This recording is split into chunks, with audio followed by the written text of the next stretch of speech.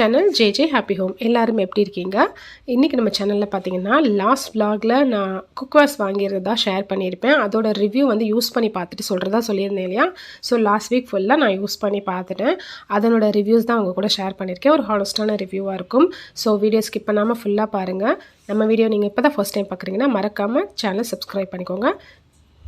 நம்ம channel subscriber ஜீனத்துல் Yasira அப்படின்றவங்க வந்து இந்த ஹோம் அண்ட் பிராண்ட் குக்வேரோட ரிவ்யூ வந்து கேட்டிருந்தாங்க. ஸோ அவங்க பர்ச்சேஸ் பண்ணுன்றதுக்காக அவங்களுக்காக ஸ்பெஷலாக இந்த வீடியோ நான் மேக் பண்ணியிருக்கேன்.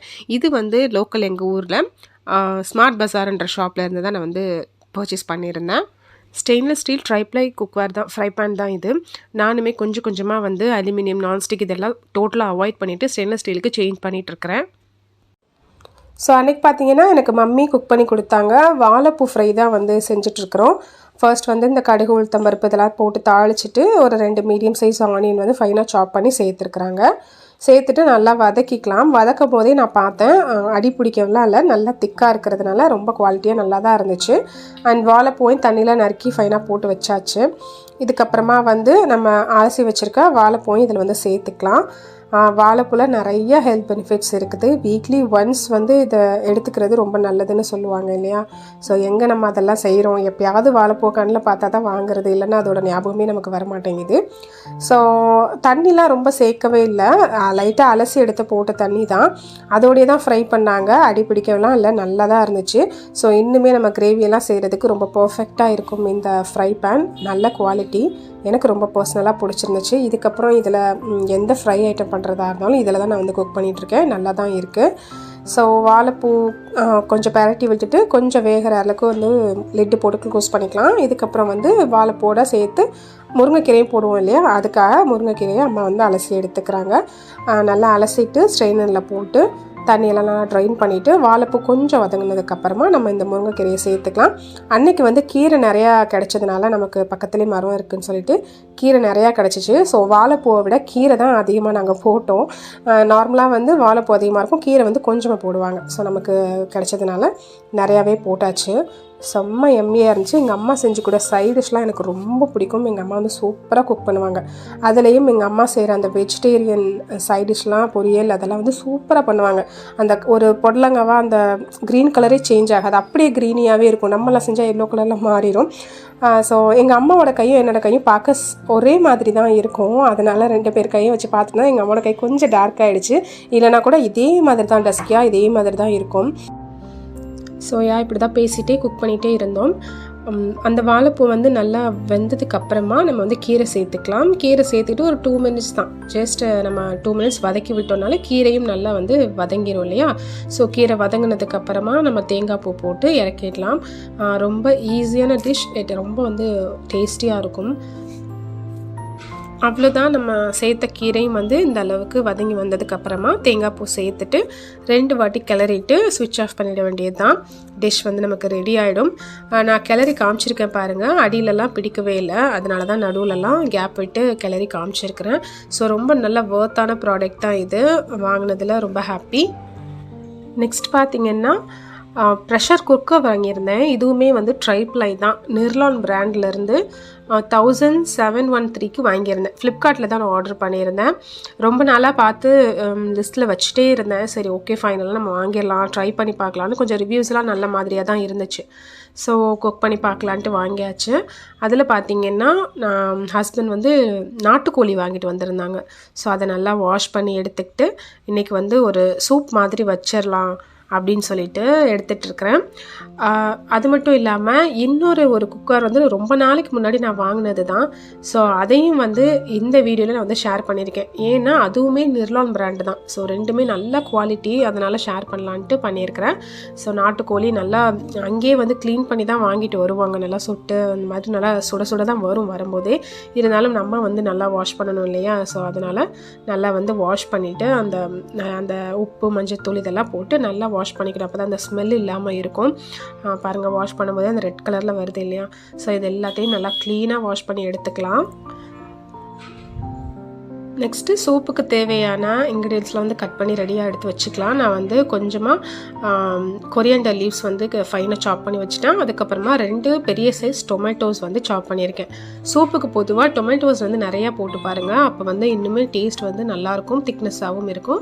அதுக்கப்புறமா ஒரு 2 பெரிய ஆனியன் வந்து நல்லா ஃபைனாக சாப் பண்ணிக்கிறேன். சின்ன வெங்காயமும் போடலாம், நல்லாயிருக்கும். ஸோ நான் அன்றைக்கி வந்து பெரிய வெங்காயம் தான் எடுத்திருந்தேன், அதையும் நல்லா ஃபைனாக சாப் பண்ணி எடுத்துக்கலாம்.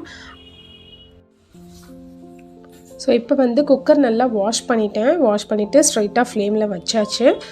கொஞ்சம் வந்து ஹீட் ஆனதுக்கு அப்புறமா கீழே அந்த நிர்லான்னு ஸ்டிக்கர் இருக்குது பார்த்தீங்களா, அது வந்து ஹீட் ஆனதுக்கப்புறமா உரிச்சு எடுத்திங்கன்னா ஈஸியாக வந்துடும். இதுக்கு முன்னாடியெல்லாம் எடுத்து பார்த்தீங்கன்னா அந்த பேப்பர்லாம் ஒட்டிக்கும். ஸோ கொஞ்சம் ஹீட் ஆனதுக்கப்புறமா எடுங்க, வந்துடும். ஸோ இப்போ வந்து நான் ஆயில் சேர்த்துட்டேன், ப்ரெஷர் குக்கரில் ஆயில் சேர்த்துட்டு கொஞ்சமாக பட்டை கிராம்பு ஏலக்காய் போட்டிருக்கேன். போட்டுட்டு நம்ம சாப் பண்ணி வச்சுருக்கேன் ஆனியன்ஸ் வந்து சேர்த்துக்கலாம். கொஞ்சமாக ஆனியன்ஸ் எடுத்து வச்சுக்கோங்க. ஃபைனலாக மேலே போட்டுட்டு லிட்டை க்ளோஸ் பண்ணிங்கன்னா சூப் வந்து செம்ம க்ரீமியாக நல்லாயிருக்கும். ஸோ ஃபர்ஸ்ட் வந்து ஆனியன் நல்லா வதங்கினதுக்கு அப்புறமா அடுத்து நெக்ஸ்ட்டு இஞ்சி பூண்டு பேஸ்ட்டு தான். இது வந்து ஒரு 1.5 டீஸ்பூன் அளவு நான் சேர்க்குறேன், டேபிள் ஸ்பூன் அளவு சேர்க்குறேன்.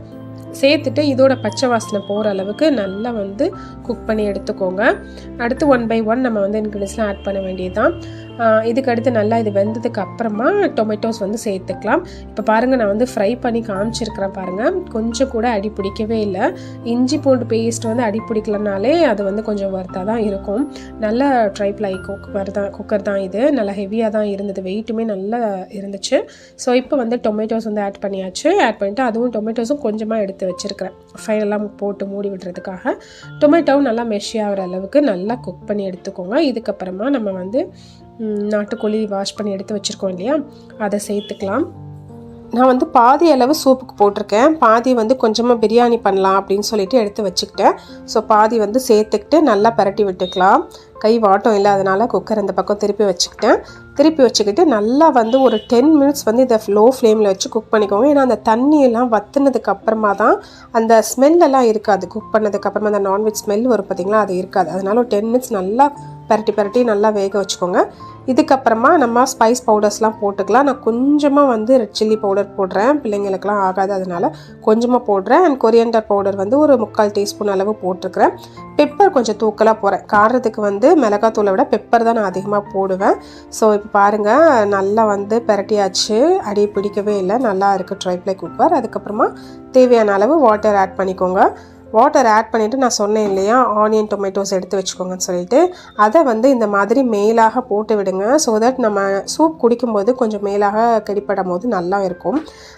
பிள்ளைங்களுக்கு வந்து சூப் ரைஸ்னால் அவங்க சாப்பிடுவாங்க விரும்பி எப்போவுமே. அதனால் வீக்லி ஒன்ஸ் மட்டன் சூப்போ சிக்கன் சூப்போ இந்த மாதிரி வச்சு கொடுத்துட்றது எப்போவுமே. ஸோ அவ்வளோதான், ஃபுல்லாக வந்து குக் பண்ணியாச்சு. இப்போ வந்து லிட்டு போட்டு க்ளோஸ் பண்ணிக்கலாம். நாட்டுக்கோழி அப்படின்றதுனால ஒரு 7-8 விசில் வைக்கணும், அப்போ தான் இது வந்து நல்லா குக் ஆகி வரும். ஸோ விசிலும் வந்துருச்சு.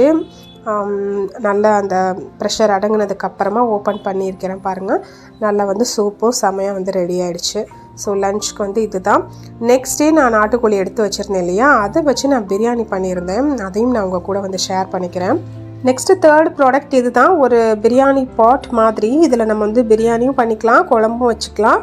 நிர்லான் பிராண்டு தான். அப்போ நான் வாங்கும்போது அந்த ப்ரைஸ் வந்து 1363 இருந்துச்சு. இப்போ கண்டிப்பாக வேரி ஆகிருக்கும். நான் வாங்கி கிட்டத்தட்ட 1 இயரே ஆகிருக்கும். ஸோ இந்த அன்பாக்ஸ் வீடியோவும் நம்ம சேனலில் ஆல்ரெடி நான் போஸ்ட் பண்ணியிருக்கேன், லிங்க் வந்து நான் டிஸ்கிரிப்ஷனில் ஷேர் பண்ணுறேன், வேணும்னா பார்த்துக்கோங்க. ஆக்சுவலி நான் ஆர்டர் பண்ணது பார்த்தீங்கன்னா ஒரு கடாய் தான், ஒரு 20 cm உள்ள ஒரு கடாய் தான் நான் வந்து ஆர்டர் பண்ணியிருந்தேன். பட் எனக்கு வந்தது இந்த பாட்டு ரொம்பவே எனக்கு ஹாப்பியாக இருந்துச்சு. நல்ல பெரிய சைஸ் பாட்டு, தாராளமாக ஒரு 4 பேருக்கு நீங்கள் ஒரு வேலைக்கு வந்து பிரியாணி ரெடி பண்ணலாம்.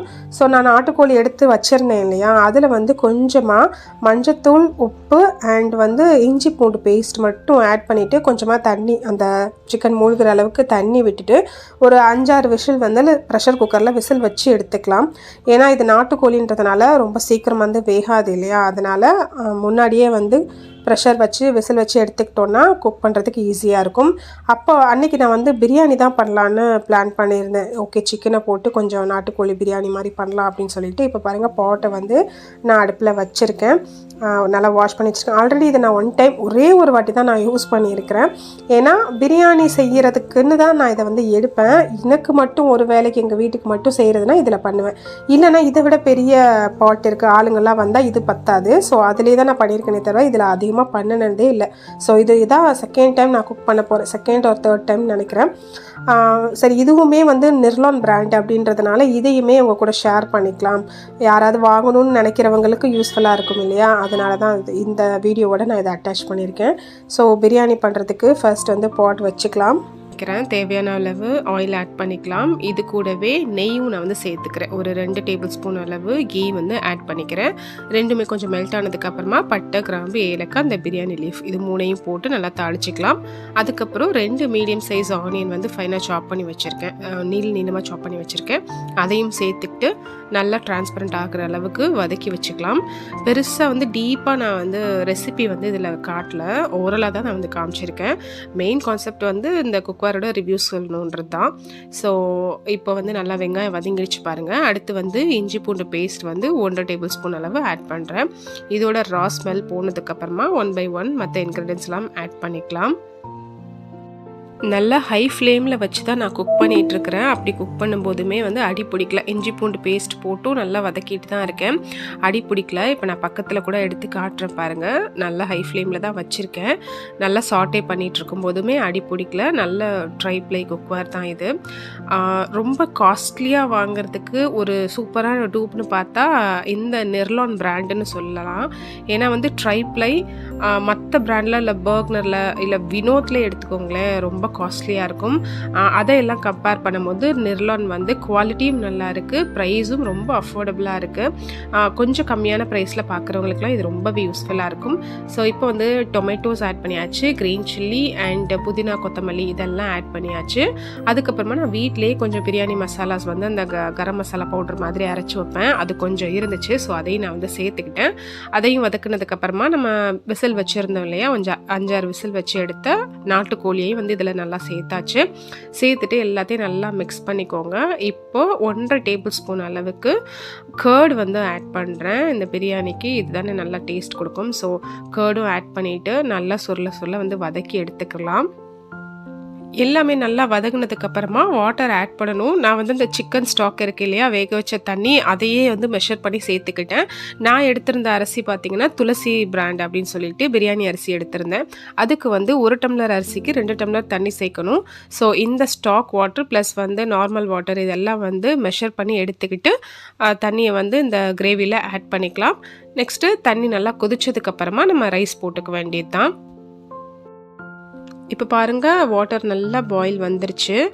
இப்போ நான் வந்து அலசி ஊற வச்சுருந்த அரிசியை வந்து நான் இதில் சேர்த்துக்கிறேன். சேர்த்துட்டு நல்லா மிக்ஸ் பண்ணி விட்டுடுங்க. மிக்ஸ் பண்ணிவிட்டு ஒரு 10 to 15 மினிட்ஸ்க்குள்ளே வந்து நல்லா இந்த தண்ணி வந்து பாயில் ஆகிடும். பாயில் ஆகிட்டு அரிசியும் தண்ணியும் ஈக்குவல் அமௌண்ட்டுக்கு வந்திருக்கும். ஸோ அப்போ வந்து நம்ம ரைஸ் எடுத்து பார்த்தோன்னா ஒரு 70% வந்து ரைஸ் குக் ஆகிருக்கணும். இப்போ பாருங்கள், இந்த மாதிரி தண்ணியும் ரைஸும் ஒரே லெவலுக்கு வந்ததுக்கப்புறமா அரிசி உடச்சி பார்த்திங்கன்னா ஒரு 70% குக் ஆகிருக்கணும். இந்த டைமில் வந்து நம்ம தம் போட்டுட வேண்டியது தான். நான் எப்போவுமே ஒரு தோசைக்கல் வச்சுட்டு அதுக்கு மேலே பிரியாணி பாட் வச்சுட்டு லிட்டுக்கு வந்து ஒரு கிளாத் வச்சு க்ளோஸ் பண்ணிவிட்டு மேலே ஒரு வெயிட் வச்சுருவேன். இது வந்து ஹேண்டில் உள்ளதுன்றதுனால வெயிட் வைக்காமல் ஒரு பாட் வந்து கவுத்து வச்சுருக்கேன், அவ்வளோதான். ஸோ இப்போ பாருங்கள், நம்மளுடைய நாட்டுக்கோழி பிரியாணி வந்து யம்மியாக ரெடி ஆகிடுச்சு. ஓப்பன் பண்ணி பார்க்கலாம். இப்போ பாருங்கள், மேலாக என் ஹஸ்பண்ட் டொமேட்டோவை போட்டு வச்சுருக்குறாங்க. ஸோ இப்போ கிளறி பார்த்தோன்னா சூப்பர் யம்மியாக இருந்துச்சு பிரியாணி. அன்றைக்கி நல்லா டேஸ்ட்டாக வந்திருந்தது. துளசி அரிசியில் செஞ்சுருந்தேன். நீங்கள் வந்து இதை பாஸ்மதிலையுமே வந்து ட்ரை பண்ணி பார்க்கலாம். ஸோ இந்த பிரியாணிக்கு அன்றைக்கி தால்ச்சா எதுவுமே நான் வைக்கல. சைட் டிஷ்க்கு பார்த்திங்கன்னா எக்கு வந்து பாயில் பண்ணிவிட்டு அப்படியே தொக்கு மாதிரி வச்சுட்டேன். அதையுமே நம்ம அந்த ஹோமோன் பிராண்டோட தவாவில் தான் வச்சுருந்தேன், ஃப்ரை பேனில் தான் வச்சுருந்தேன் பாருங்கள். ரொம்ப யம்மியான லன்ச் அன்றைக்கி நல்லா என்ஜாய் பண்ணி சாப்பிட்டோம். ஸோ அவ்வளோதான், இதோட வந்து இந்த vlog முடியுது. வீடியோ பிடிச்சிருந்தா மறக்காமல் ஒரு லைக் பண்ணுங்கள். நம்ம சேனலை ஃபர்ஸ்ட் டைம் பார்க்குறீங்கன்னா மறக்காமல் சப்ஸ்கிரைப் பண்ணிக்கோங்க. உங்களுடைய ஃபீட்பேக்கை மறக்காமல் கமெண்ட்டில் சொல்லுங்கள். வேறு ஏதாவது ரிவ்யூ வீடியோஸ் போஸ்ட் பண்ணோன்னாலும் கமெண்ட்டில் சொல்லுங்கள். நெக்ஸ்ட் வீடியோவில் பார்க்கலாம். Take care. பாய்.